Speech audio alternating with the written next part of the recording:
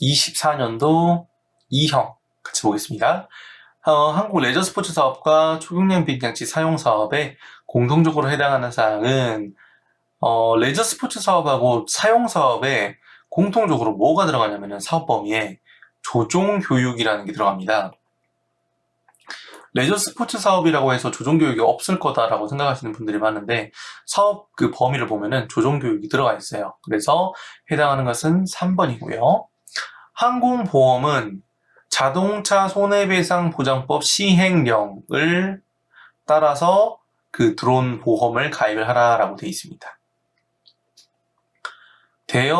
대업은 이제 기체 빌려주는 사업이죠. 그거 관련해가지고 틀린 것은 하고 물어봤는데 항공기, 경량 항공기, 초경량 비행장치 한 대 이상, 한 대 이상은 있어야 기체 빌려줄 수 있겠죠. 개인 자산 평가액이 7억 원 이상이 아니라 3억 7,500만 원 이상 있어야 이제 그 대업 운영 가능합니다. 틀린 것은 2번. 나머지는 다 맞고요. 자, 명의대여 금지. 사업에 대한 벌칙으로 옳은 것은 이거는 1년 이하 징역 1,000만 원 벌금이죠. 그래서 정답은 2번. 요금표 나오면은 꼭 기억할 게 500과태료입니다. 요거는 이제 정확하게 단순하게 암기죠. 암기 문제를 물어보는 거죠.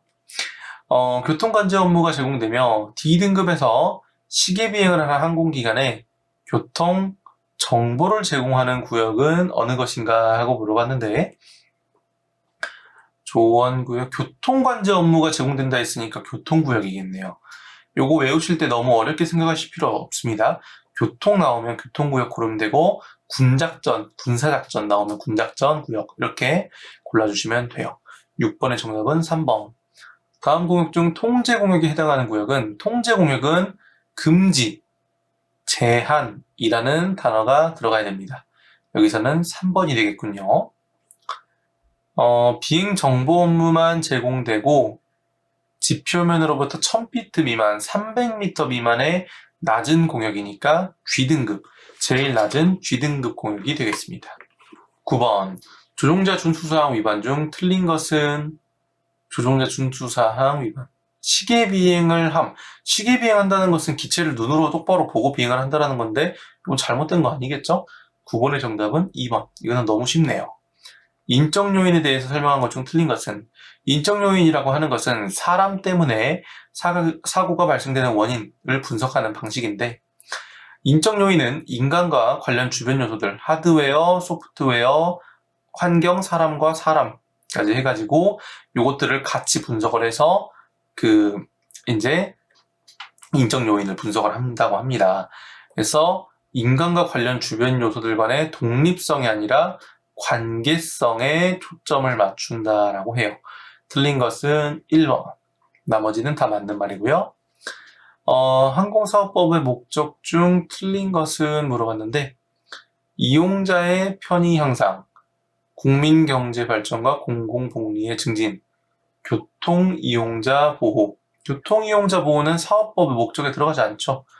네, 사업법이라고 하는 것은 그 사업 자체를 이제 발전시키기 위해서 체계적으로 성장시키기 위해서 존재하는 거기 때문에 교통 이용자 보호는 여기에 들어가지 않습니다. 변경 신고사항 중에서 말소 신고 기한은 15일이죠. 양도양수 인가 신청에 대해서 설명 중 틀린 것은 양도양수라고 하는 것은 이제 넘기는 거, 다른 사람한테 이제 지위승계하는 거, 대표직을 양도했다 이렇게 했을 때 그 양도양수에 관련된 내용인데요.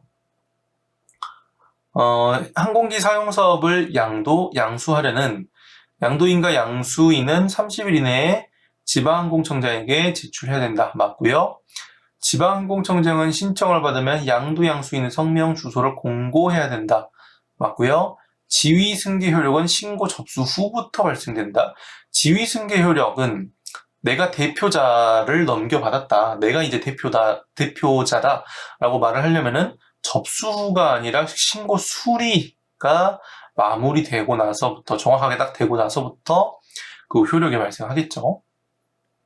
그럼 4번은 맞는 말이군요. 14번 프로펠러의 효율성에 대해서 다르게 설명한 것은 요거는 제가 그 고고저저 고속 비행을 하는 비행체는 고피치 프로펠러, 저속 비행을 하는 비행체는 저피치 프로펠러가 효율이 좋다라고 말한 적이 있습니다. 그래서 2번, 3번은 일단 바로 정답이 나오고요. 호버링 중에 호버링은 공중 정지 비행인데 공중 정지 비행을 할 때 효율이 향상되고 전력이 절약된다? 아니죠. 호버링을 계속 오래 하고 있으면 프로펠러 효율이 떨어지기 때문에 더 많은 에너지를 사용할 수 있어서 정답은 다르게 설명한 것은 1번, 잘못된 것은 1번입니다. 초경량 비행장치 변경 신고 사항 중 틀린 것은 변경 신고는 30일 이내 해야 되고요. 소유자 성명 주소가 변경됐을 때 신고하는 거 맞고요. 보관처 변경 시에는 신고를 해야죠. 그래서 틀린 것은 3번. 자, 16번. 다음 중 초경량 비행장치 조종자 응시 자격증 틀린 것은 하고 물어봤는데요. 이거는 뭐 너무 1번, 2번은 너무 쉬우니까 맞고요. 2종 취득 요건, 1종이나 2종 기체로 20시간 이상 비행. 2종 취득, 3종 증명자가 2종 기체로 총 7시간. 요거는 이제 무슨 말이냐면은 우리 비행시간 채울 때 채운다고 했었을 때 그 이제 각각 20시간, 10시간, 6시간씩 채워야 되는데 3종 자격증을 취득한 사람이 2종 자격증 딸 때는 요 시간의 절반만 인정을 해주니까 7시간 더 채워가지고 이 2종을 시험을 보면 되죠. 그래서 4번 말은 맞는 말인데 2종 취득 요건은 애초에 20시간이 아니라 10시간 비행이기 때문에 틀린 것은 3번이 되겠네요. 초경량 비행장치 조종자 자격 취득 시 필요한 신체 검사사는 항공 종사자, 2종 보통 이상 면허증, 2종 보통 면허증 발급에 필요한 신검 증명서, 항공 운항 종사 신체 검사서. 요 면허증이죠? 신체 검사서 물어봤으니까 항공 종사자라고 딸랑 적혀져 있는 거 이건 잘못했고요. 면허증. 요건 이제 그래서 그 조종자 시험 보러 갈 때 여러분 운전면허증 가지고 가셨죠. 그래서 요게 이제 2번 요게 필요하고요. 18번 스스로 인식하고 이에 따라 상황을 판단하고 임무를 수행하는 시스템은 무엇인가? 요것은 자율화, 자율지능 요거에 대한 정의를 알고 있는지 그냥 그것을 물어본 겁니다. 자동기계는 이제 기계적 장치에 의해 반응하는 시스템, 자율화는 스스로 인식하고 이제 이 상황을 판단해서 임무를 수행하는 이제 시스템 종류 중에 하나인데 이제 자율화하고 자율지능하고 항상 같이 나와줘야 되고요. 자동화는 이제 미리 계획된 틀과 프로그램에 따라서 작동하는 시스템입니다. 농업용 무인 비행장치 안전사항 중 틀린 것은 안전거리 12m는 최소 거리다. 15m죠. 그래서 우리가 조종자 시험 볼 때 안전거리 15m 위치로 하고 15m 그 착륙장에서 조종자 시험 보는 그 서 있는 위치까지 15m죠.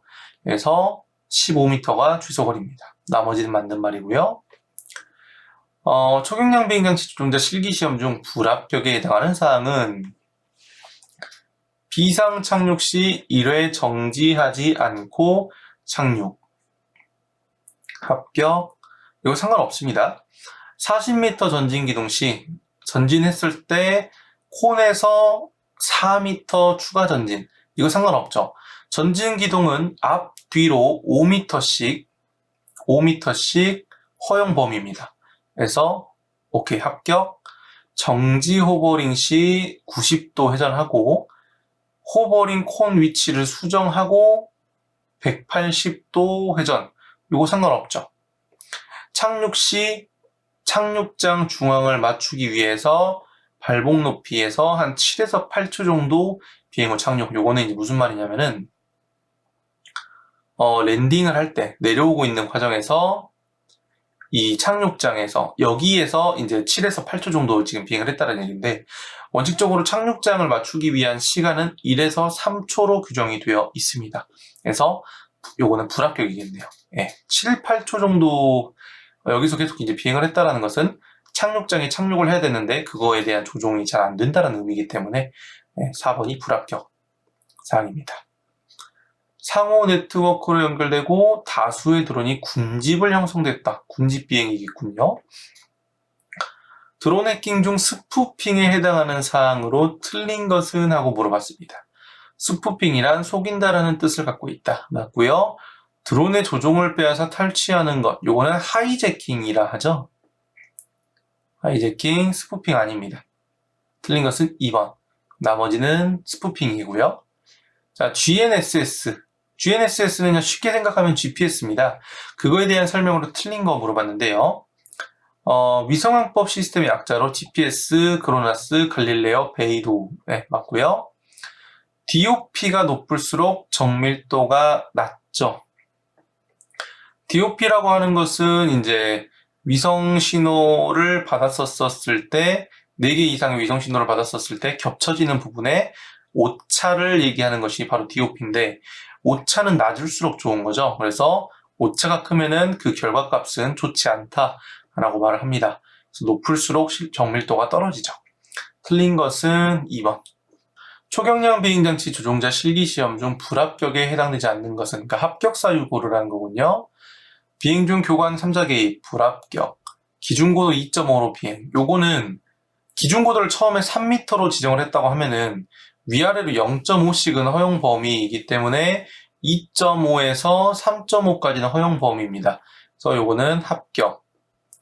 비행 중 이착, 부착물 또는 부품 이탈. 요거는 불합격. 배터리 부족으로 교체. 요거는 불합격. 그래서 정답은 2번. 자, 마지막 문제입니다. 25번.